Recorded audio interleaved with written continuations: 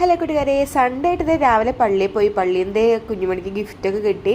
അത് കഴിഞ്ഞ് ഞങ്ങൾ നല്ല വിശപ്പുണ്ടായിരുന്നു. ഹോട്ടലിൽ കയറി ഇതാ ചേട്ടൻ നല്ല സൂപ്പർ പെസറട്ട് ദോശ എൻ്റെ മുന്നിൽ കൊണ്ടുവച്ചു. സത്യത്തിൻ്റെ ആൾക്ക് ബുക്ക് ചെയ്തതായിരുന്നു, പക്ഷെ ഞാനാണ് മൊത്തം കഴിച്ചു തീർത്തത്. സാമ്പാർ എന്ന് പറയുന്ന സാധനമാണ് അപ്പുറത്തേക്ക് ഞാൻ എടുത്ത് വെച്ചത്. അതിനകത്ത് കഷ്ണം ഞാൻ മുങ്ങിത്തപ്പിയിട്ടൊന്നും കണ്ടുന്നില്ല. നല്ല മധുരം ഉണ്ടായിരുന്നു. നല്ല സൂപ്പർ നെയ്യിൻ്റെ ഫ്ലേവറായിട്ട് എൻ്റെ പൊന്നെ ഒരു രക്ഷയില്ല കേട്ടോ പെസറട്ട് ദോശ. ചെറുപയറിൻ്റെ വിരോധിയാണ് ഞാനാണത് മൊത്തം കാലിയാക്കിയത്.